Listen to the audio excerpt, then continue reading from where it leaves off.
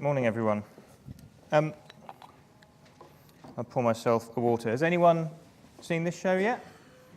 If you haven't, I would recommend it highly. It's really, really good. Our director of programming is very pleased with it and has been walking around the office this week wearing a big yellow puffer. So grab the chance while you can. Sky's in the news quite a lot at the moment. I'm sure you've noticed it. I'm going to try and talk for as long as possible so there's not time at the end to ask me questions about everything that's going on, because I probably can't answer all of them. What I am here today to talk about is Sky Q. So I'm going to talk a little bit about the journey that we've been on with Sky Q, how we think about developing Sky Q, and where we want to take it going forward. And I guess the starting point was several years ago, and we realised that the world was really changing, and we thought of it in kind of three parts. And I guess they're all a little bit interrelated. So kind of you can start anywhere on that circle if you want. But we saw a lot more competition coming along. We saw a lot of businesses investing in creating content, spending more and more every year on creating expensive programming. We saw more content being available to people because on-demand just meant the shelf space that consumers have is much larger than ever before. And we saw this kind of wave of connected devices finding their way into people's households, whether it's just smart TVs because they're kind of a default purchase now, or streaming devices that are almost an impulse purchase because the price points are so low. And that was having a consequent impact on viewing that a number of people spoken here before me have already talked about. People are watching more on demand, they're watching more short form, they're watching on different devices away from the main screen, and it's becoming easier and easier for people to do that. And technology is driving this, and you see wave after wave of the next thing on the horizon, so the pace of change feels like it's just going to keep going. Broadband speeds keep getting faster. After HD, we've got UHD. We can see the potential of VR and AR is going to have transformative effects at some point in the future, and there's new platforms emerging with things like voice. So our sort of basic observation was there's a lot of change happening, and a lot more to come, which felt pretty exciting, but also from a business perspective and a consumer point of view, it felt like there's a lot of fragmentation, a lot of complication happening. And therefore, that we needed to find a response to that. And one of our responses to that has been to invest in and to launch Sky Q. So when we set out on the Sky Q journey, the vision was pretty straightforward, and it was to create the world's best TV experience. Now, I'll let others be the judge as to whether we have done that or whether we continue to do that in the future. And it's something that you can never, ever stand still on. But when we looked at this world of greater fragmentation and complexity, we kind of saw the opportunity there, an opportunity to kind of solve a lot of the friction and challenges that arose for customers as a result of all of this choice. It's much harder for customers to kind of manage their viewing, to know where to go, to find what's actually right for them when they've got a lot of choice. And we actually went back to the basics of what Sky as a pay TV business has always done, which are these three buckets up here. And the world's not always straightforward in terms of thinking about media strategy, but in this instance, I think the strategy is actually relatively simple and straightforward. The challenge is in the execution. As the world's got more complicated, executing these things effectively is much, much harder than it used to be. But it's about three basic things. It's about having the best choice of content. It's about aggregating very widely. It's about providing the best user experience and making it easier for customers to find what they want. And then it's making sure that it's a really premium experience and people get the kind of quality and audio experience that they expect to be associated with some of the top premium content that really cut through with customers. And I'm going to tick through each of these in turn and give you a sort of flavour of how we think about them and some of the things that we're doing. So, best choice of content. Again, Sky's been around for a while now, and hopefully we're synonymous with providing access to the best content. And again, the principles here are pretty straightforward. It's make sure that the most popular services are available to your customers, but make sure things are integrated properly, that it's a consistent and simple user experience, that customers aren't having to constantly pick up different remotes and switch between different user interfaces and find content in different places. Those journeys are straightforward and you remove the friction from them. and then package things in a convenient and simple way. So give customers the flexibility to pay for the stuff that's relevant for them, but also make that choice manageable. And I guess there's kind of 3 examples, and we're still on the journey on this with Sky Q, but when we launched, we added YouTube and Vivo, as well as a curated online video section to make more short form available to our customers. Recently, we announced that we've got a deal with Spotify, and Spotify is going to launch in the spring, and that's going to be available through the Q box. And again, as a member of staff, I've got that demo, that kind of as a trial on my box at home. And again, the Spotify integration that we've done when customers get that, I think they'll be really excited about it. It's done really, really well. And then again, recently we've announced agreements with both BT Sport and Netflix to make those services and retail those services through our platform. And we're really, really excited to be working with a partner like Netflix, who makes fantastic content, and to be able to integrate that content alongside all of the fantastic stuff that we create through Sky Originals, but also big brands like HBO. So that's the content piece. Next piece, I think, is just around the user experience, and again, and you'll see this as a bit of a recurring theme. But the principles here are not rocket science. Although again, the execution of the principles sometimes feels like it is. It's about getting the basics right for customers. It's about helping customers to find what they want to watch and what's relevant to them as quickly and seamlessly as possible. It's keeping that user interface really simple. But it's about innovating and using new technologies to make that experience better where you can.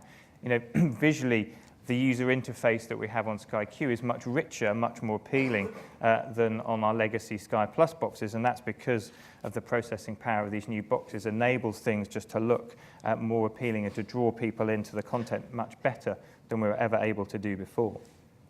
Again, a few examples of that. Again, sort of think about things in kind of different categories, but first we sought to build on capabilities that we know customers really value. So customers still do watch a lot of linear programming, and a lot of our customers are going to continue to do so for a long time. And they like their PVRs, and they like to record shows. And they would get frustrated when they had clashes and they had to keep moving all of their recordings around because there wasn't enough capacity to record so many shows together. So simply the ability to record more shows is something that resonates really, really strongly. Making it easier to stream shows around the home and putting a Sky Q app on more devices. A lot of these things are promises that the media industry has talked about for years and years, about genuinely making stuff available everywhere all of the time. But in many cases, we're only finally fulfilling those promises in earnest today. Then there's a piece about continuous improvement. So the next update on the Q box is going to be a widescreen user interface, which just is a much better use. There's an example up there on the side of the screen there. A much better use of the space, and again, it brings more content, makes it easier for customers to see what they can access. We're going to have a new kids mode, which kind of effectively reskin the UI, and it will be much more animated, much more fun, and make searching for content for kids much easier than it was before. But equally, it will provide peace of mind for parents. And we know we're in a world where kids have access to a lot of content that a lot of parents are uncomfortable with, and we want to provide a safe environment where parents can feel comfortable. And then, personalization. Again, we've taken the first steps into personalization, but all different sections of Q over time will become more personalized and more relevant to our customers. And then finally, as I touched about in terms of new technologies, it's about adding new dimensions and thinking about how new dimensions can make the consumer experience better. So we've started doing quite a lot with voice. We started with voice search. We're seeing people use that a lot. And now we've moved into voice control, so people can start changing channels or asking for things specifically to happen with their box. And then also into more general requests like, could you show movies for me on the screen? And allowing people to interact with their user interface in different ways. So that's user experience. Then we've got kind of the best quality sound and vision. Now, I guess the vision side of things has always been big for Sky. We launched HD in 2006. UHD feels like it's beginning to reach that point where it's gaining real traction. We expect UHD TV penetration to reach about 50% of households in the UK by 2020. And this year, we're looking to have over 1,000 hours of UHD content available through our service. All of our commissions are now in UHD, and we're working pretty hard with partners to make sure that more and more UHD content is available through the box. That feels like a kind of a logical next step and an extension from HD. The world of VR is obviously a much bigger leap, and we're at much earlier stages of that, but we're excited about the possibilities that offers, and we recently relaunched our VR app with Hold the World, which is a kind of a VR production that combines interactive video with a documentary, and David Attenborough did that with us and was showcased at the Natural History Museum last week. And whilst it feels like we're still in the foothills of that technology, we know there are some really exciting things to come, particularly in the documentary space, but also in the sports space as well. And then most recently, it's been about getting into audio, and I guess this is where Spotify and other things start to link in and create, a much bigger experience for our customers. We launched a soundbox. We've worked with a French company, Devialet, who obviously make very premium, high-end, high-quality pieces of sound equipment. And we've developed and launched a product with them that has very specific sound modes that work clearly with all of the different types of content that you can get through Sky Q, whether that's a football match or a film. And to be able to make a product available to our customers under £300 with a company of the quality of Devialet feels like exceptional value for money, and again something that adds richness to the experience and helps customers to engage even more with what they'll be seeing through our box. And then finally, to sort of wrap up, how are we going on this journey? So. Feels like we're kind of reaching a tipping point, and I think with we've got 2 million customers who've got Sky Q now, and we saw it a little bit with Sky Plus. When you launch these new products and they've got new capabilities, you can do as much as you can to kind of advertise them and market them on screen, but it's really when they reach kind of critical mass in people's households and people start going to other people's houses, seeing them, playing with them, touching them, that it really starts coming to life. So it feels like we're reaching that point where word of mouth is really going to start making a difference, and expect it to really start growing even faster now. From a demand point of view, we see it's one of the top 2 reasons why people are joining Sky at the moment, and the intention to upgrade within our base is really, really high. Those who have got it and are using it, we see much higher NPS for Q customers than we do for Sky Plus. We see customers watching more. We sort of see viewing up about 10% per day once they've upgraded. We see on demand as a proportion of that growing more significantly again, because the UI sort of encourages people to watch more demand. It's much more accessible, and they tend to engage more with other of our products, such as Sky Store. So from our perspective, it's sort of the beginning of the journey. We're at sort of 15, 18 months in, but for us it's a platform, and it's a platform that we can build on, and I hope you can see through some of the points in terms of our roadmap, both in terms of the user experience, how we're going to change the content lineup on the box. There's a lot more to come, so watch this space. Thank you.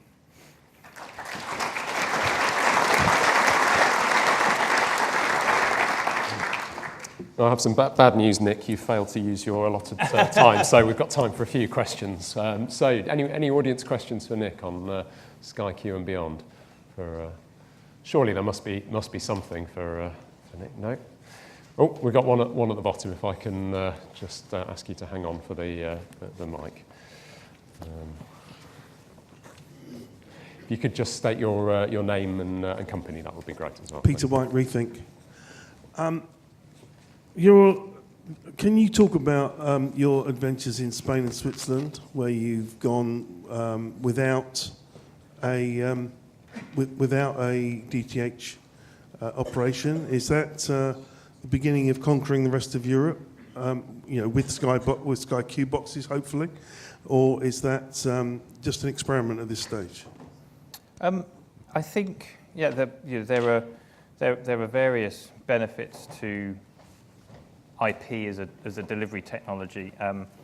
One of the most obvious ones is that you can launch in a new territory at relatively low cost, because fixed costs of satellite delivery are much, much higher. So I would view those as relatively low cost, low capital intensive experiments to see how new technologies, new pricing and packaging work, and we'll see how they develop and whether that is something that leads to new territories after that, we'll wait and see. Can I just throw in another question about, so you recently embraced Netflix. We got the impression previously that you'd be the last operator in Europe to embrace Netflix, but you're not. Does that reposition Now TV at all, or does that, do you have to rethink that proposition? No, I don't think so. I don't think so. Netflix is going to be, is going to be added to the Now TV box. That will be available through the Now TV box as well. I think most of the content that Now TV sells is the same content that Sky sells. So I think Netflix is complementary to Now TV, as I think Netflix can be complementary for Sky. So I think we're excited about adding it to all of our platforms. Great. I think there was a gentleman here with a question.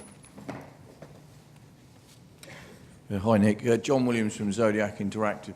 I'm not a Sky customer, unfortunately, so I don't know much about your product as a user. I've read about it. Does Sky Q use voice control, voice search? And if it does, how do you do it? And if it doesn't, what are your plans for that? And are you going to involve, outside vendors like Amazon or Google? So it does. Currently, it's I think the right terminology is near field rather than far field. So you have the remote and you have a button on the side of the remote that you press before you speak. We've got voice search out there, voice control, and other commands. They're going to keep coming. We're going to keep deepening and making that experience much more relevant. Currently, we work with third parties other than Amazon and Google on that technology. We will make decisions, from one period of time to the next as to who the best partners are to use in that space. Currently, we're happy with the partners that we have got, but we see voice and doing more in voice as definitely a really important part of the roadmap. Gentleman down here. Hi, Ben Keane. The new Netflix bundle, do I understand that will be exclusive to Sky Q, or will all Sky customers have access to that? If it is exclusive to Sky Q, would it be the first of other exclusive content offerings through Sky Q? I think we're still working through all of the full details of that bundle. It's certainly a bundle that will only be available on Sky, but we'll have more details on that in the coming weeks and months. So I've one. Oh, actually, let me ask the lady up there. We've got time for one last question, I think. Hi, Nick. Roma Kojima from the Canadian Broadcasting Corporation, CBC. Just on the piece you talked about, going a little bit further on the bundling that you talked about with the Netflix and Spotify and so on, could you speak a little bit more, maybe not just from a Sky Q perspective, but also in some of your other territories? What is the approach you guys take when you're actually thinking about the bundling strategy, the partners that you're working with, and then sort of how you approach balancing what you're seeing from a consumer expectation standpoint, and then what's happening, in the market with the different entities like Spotify that are kind of building their own bases? What's your partnership approach, and what do you look for? I guess I'd say it's pretty bespoke. I don't think we have any hard and fast, strict principles that we try and follow. And as we work through the detail of our partnership with Netflix, it's entirely possible that our bundling strategy in the UK will be different from the one we deploy in Germany or Italy.